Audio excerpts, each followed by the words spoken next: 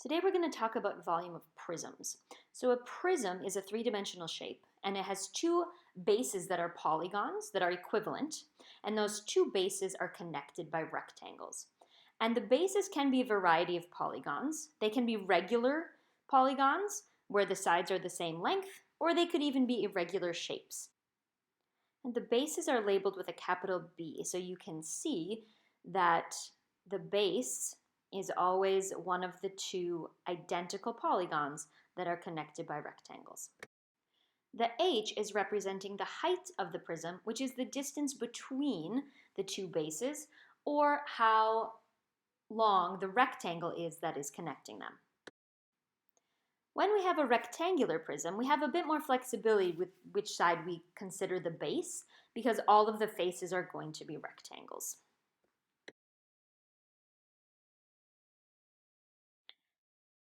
So just a brief reminder, last year we worked with finding the volume of rectangular prisms. So imagine here I have a rectangular prism, and it is 4 centimeters by 5 centimeters on the bottom, and then 3 centimeters tall. And then imagine I filled that rectangular prism with cubic centimeters. So remember, we measure volume in cubic units. So each of these cubes would be 1 centimeter by 1 centimeter by 1 centimeter. On the bottom layer, I can fit 4 by 5 or 20 boxes. So if we think about filling one layer, that layer is going to be 20 cubic centimeters. And how many layers tall is this figure? Well, it's 3 layers tall. So if I multiply the bottom layer, 20, by the height, 3, I get a volume of 60 cubic centimeters. And that's why for volume of a rectangular prism, we do length times width times height. Length times width would give us the area of the base, in this case 6 times 10, which means 60 cubic centimeters would fit in that bottom layer, times the height, or the number of layers, in this case 5, so that would be 300 cubic centimeters total in this rectangular prism. So let's extend that idea to prisms that aren't rectangular.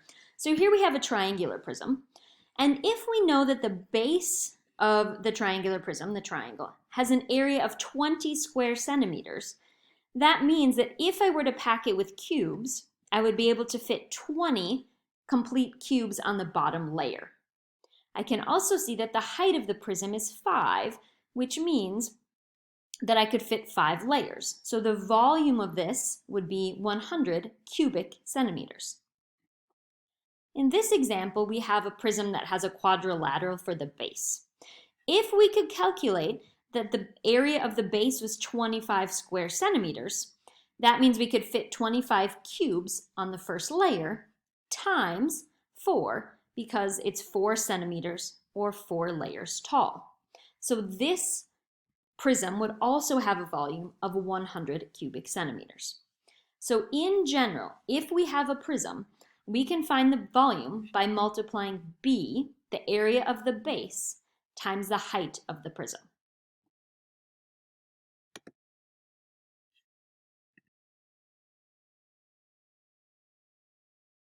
Just to clarify a few variables you will see. Capital V is used to represent volume, and that will always be measured in cubic units.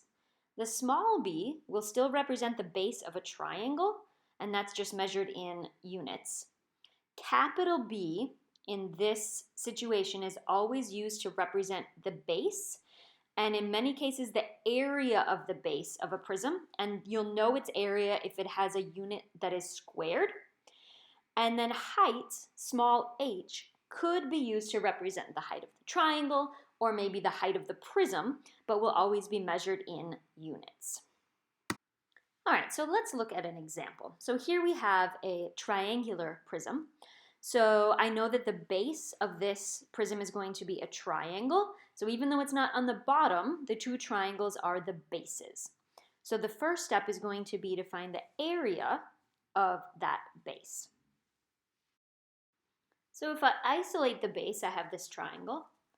To find the area, I do 1/2 base times height.